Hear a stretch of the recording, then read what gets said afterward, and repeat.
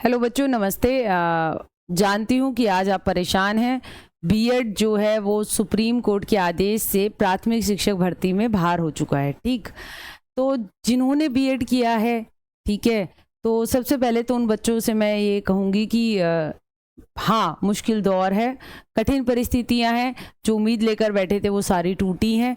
ठीक है, तो सबसे पहले तो मैं गुजारिश करूँगी उन बच्चों के माँ बाप से, उनके दोस्तों से कि वो इस मुश्किल टाइम में उन बच्चों का साथ दें। ठीक है, क्योंकि और कोई भी बच्चा कोई भी गलत कदम जो है दिमाग में सोच भी ना लाए उसकी उठाने की। देखिए, ज़िंदगी सबसे ऊपर है और आपके अंदर काबिलियत है। ठीक है, आप बीएड कर रहे हैं, आपने बीएड करी है तो मतलब आपने एक ग्रेजुएशन करने के बाद, सब्जेक्ट एक्सपर्टीज बनाने के बाद आपने बीएड करी है, तो आप अपने आप को बिल्कुल भी कमतर ना समझे। और दूसरी बात ये आपके साथ जो साझा करनी थी, देखिए ऐसा होता है कि आप, हमारे देश में सबसे ऊपर क्या है? संविधान। संविधान बनाता है इंस्टीट्यूशंस, वो इंस्टीट्यूशंस अपने लॉज बनाते हैं, मगर वो कॉन्स्टिट्यूशन यानी संविधान के दायरे में रहकर बनाते हैं। सुप्रीम कोर्ट उनको देखता है कि हाँ भाई, जो अगर कोई केस आया है तो कि हाँ वो रूल्स फॉलो किए जा रहे हैं या नहीं। तो यहाँ पे कहीं ना कहीं सुप्रीम कोर्ट को ये लगा कि प्राथमिक के लिए जो है आपका डीएलएड, बीटीसी या फिर बीएलएड, ये जो है एलिजिबल हैं। देखिए, मैं आपकी बात इसलिए समझती हूँ क्योंकि मैं खुद अगर अपनी बात कहूँ तो मैंने बीएलएड किया, बैचलर्स इन एलिमेंट्री एजुकेशन।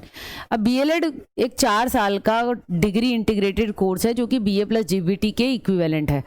ठीक है, उसके बाद आप प्राथमिक शिक्षक बन गए, मगर आप बीएड भी अगर दिल्ली में कर लेते हैं, उसके बाद बीएड भी करी मैंने, मगर उसके बाद भी आप टीजीटी का सब्जेक्ट कॉम्बिनेशन नहीं बन पाता था। मतलब आप लग जाओ पीआरटी, आप इन सर्विस फिर जो है आपने हो गई तो आपकी प्रमोशन होगी, तब आप बीएड वाले स्टेप पे जा सकते हो। ऐसे साथ हमारे साथ भी हुआ है। तो सबसे कहाँ कमी है? कमी ये है कि आप कोर्सेज लाते हैं तो उनकी गाइडलाइंस क्लियर कीजिए, है ना। ऐसे बीएलएड इंटीग्रेटेड कोर्स जो अब हमारी नई राष्ट्रीय शिक्षा नीति जो हमारी आई है 2020 वाली, वो भी कहती है कि 4 साल का इंटीग्रेटेड कोर्स जो है 2030 के लगभग उन्होंने कहा है कि वो ही चालू हो जाएंगे। कॉलेजेस में भी अब देखिए आपका एक इंटीग्रेटेड कोर्स स्टार्ट कर दिया गया है। तो चीज़ें आप ले आते हैं और फिर बाद में कन्फ्यूजन्स होती है, स्टूडेंट्स उसमें एनरोल करने लग जाते हैं। आप पिछले कुछ वर्ष में देखेंगे कि यूपी में खास तौर पर जो है डीएलएड की अगर हम बात करें, उसमें एडमिशन ही नहीं हो रहा है। अभी ये वाला जो है अब तीसरी बार जो है वो डेट एक्सटेंड करी है कि भाई फॉर्म भर दो, मेरिट बेसिस पे फॉर्म होते हैं। क्यों भाई? ऐसे नियम बनाए कि सबको लगा बीएड करने में फायदा है, बीएड कर लो, टीजीटी में भी एलिजिबल, प्राइमरी में भी एलिजिबल, तो क्यों की डीएलएड? तो क्यों बच्चों को दुविधा में रखा जाए? स्पष्ट नियम बना लीजिए, स्पष्ट चीजें होंगी, स्पष्टता से जिसको जो करना है वो उस हिसाब से करेगा, झूठी उम्मीदें नहीं देखेगा और अपने सामने जो उसके पास ऑप्शंस है उसमें बेस्ट करेगा, है ना। तो अब बात कर लेते हैं कि बीएड पास जो है मत हो निराश। आपके साथ आज बात करूंगी कि आप किन किन भर्ती को टारगेट कर सकते हैं। ठीक है, देखिए सबसे पहले तो आप यूपी टीजीटी की भर्ती जो पिछले वर्ष निकली थी, मोस्ट प्रोबेबली अब उसका एग्जाम हो जाएगा, तो उसके लिए तैयारी कीजिए। ठीक है, DSSB में टीजीटी की भर्ती जो है अभी कंप्यूटर साइंस की निकली है, तो अभी आप देख सकते हैं आने वाले टाइम में 1-1.5 महीने में उसमें भर्तियां आएंगी ही आएंगी, तो उनको टारगेट कीजिए। ठीक है, केवीएस टीजीटी जो है उसके तो इंटरव्यू भी हो चुके हैं, जो पिछली भर्ती है। ठीक है, अब आने वाले टाइम पे जब आएगी तो आप टीजीटी के लिए एलिजिबल होंगे। इन ये DSSB और केवीएस टीजीटी के लिए आपका सीटेट लेवल 2, ठीक है, ये क्लियर होना चाहिए।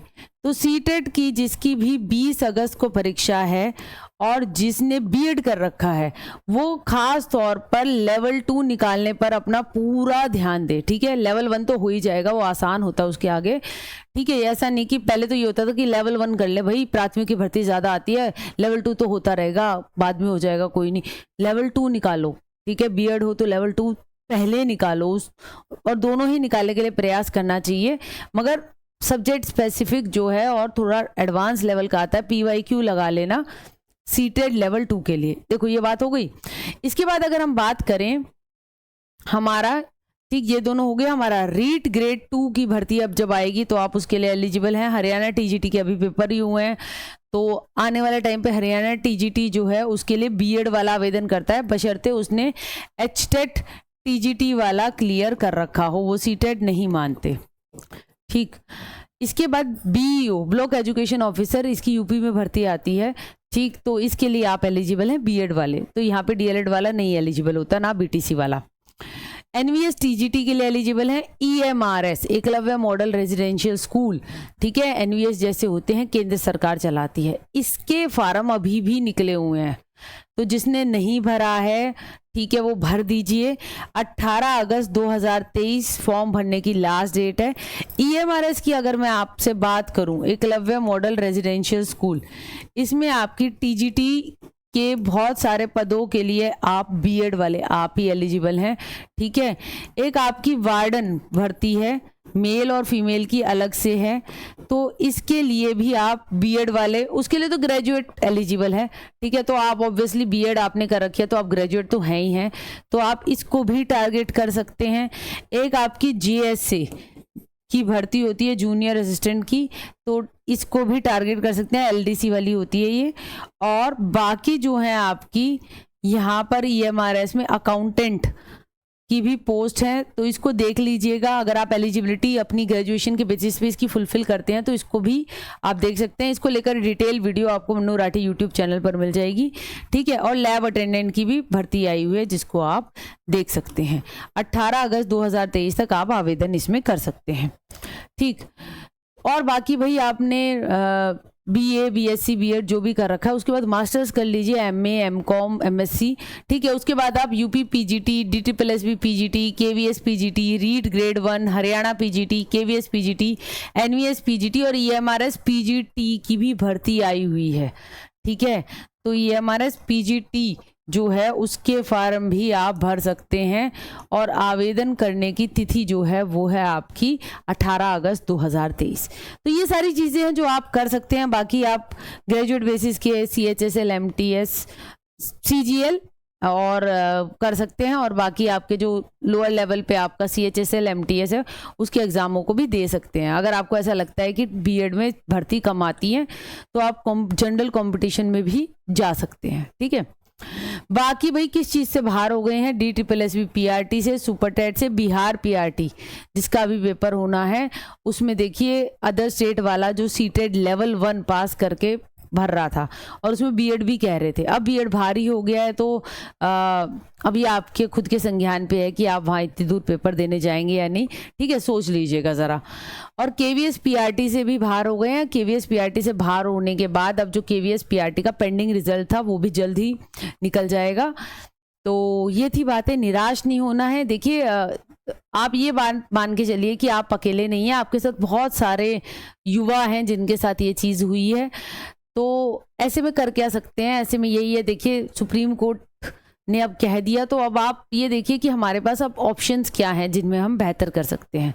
तो ईएमआरएस को लेकर भाई हमारा एक एकलव्य बैच है वो चल रहा है, जो कि आपका नोटबुक एप्लीकेशन पे चल रहा है। उसमें हम जो है वार्डन का पूरा सिलेबस, जीएसए का सिलेबस पूरा करा रहे हैं और टीजीटी का जनरल पेपर उसकी तैयारी करा रहे हैं। ये आपको 500 रुपये का मिल जाएगा और ये आप इसको नोटबुक एप्लीकेशन से डाउनलोड करके मतलब इस बैच को परचेज कर सकते हैं, या फिर 9958601704 नंबर पे कॉल करके आप अपनी क्वेरी पूछ सकते हैं। तो देखिए कोई जीता कोई हारा, मगर मैं कहती हूँ कि हार तो हमारी शिक्षा प्रणाली की है जो इस तरीके से बच्चों को फंसा कर डालती है। तो ना तो डीएलएड वालों को बहुत ज़्यादा बीएड वाले स्टूडेंट्स को चिढ़ाने की और इस तरीके की चीज़ों में पढ़ने की ज़रूरत है। वो आप ही के भाई बहन हैं और आज वो कष्ट में हैं, और आपकी भी देखिए हाल तो आपके भी बहुत अच्छे नहीं है। बहुत सालों से सुपर टेट की भर्ती का तो आप भी वेट ही कर रहे हैं। तो आप एक ही थाली के चट्टे बट्टे वाली बात है, परेशान छात्र है, ठीक, और उस छात्र की परेशानी जब तक है जब तक उसको सरकारी नौकरी नहीं मिलती। तो नियम स्पष्ट होंगे और जल्द से जल्द आपके एग्ज़ाम होंगे रिक्रूटमेंट वाले, तो वो ज़्यादा बेहतर रहेगा। तो इसी के साथ इस वीडियो को समाप्त करते हैं। वीडियो सही लगी हो तो भाई कमेंट कर देना, और सब अपना ध्यान रखना। आपकी जान बहुत कीमती है, आपके लिए, आपके घर वालों के लिए, हमारे लिए और देश के लिए, ठीक है। तो सही रहेंगे, सही सोचेंगे और जुटेंगे दोबारा से और फिर से एक बड़े लक्ष्य को अब अचीव करेंगे, नहीं पीआरटी बन पाएंगे तो क्या हुआ, हम टीजीटी पीजीटी बन के दिखाएंगे। ठीक है, एक मेरी फ्रेंड थी, उसकी कहानी बताऊंगी कि वो पीआरटी का पेपर उसे कभी निकलता ही नहीं था, तो अगली टीजीटी एसएसटी निकाला उसने। ठीक, तो ऐसा नहीं है कि हम, क्या पता भगवान ने हमारे लिए बड़े प्लान सोच रखे हो, तो उस चीज़ के लिए आप काम कीजिए और पढ़ते रहिए, रुकना नहीं। ठीक, बाय बाय।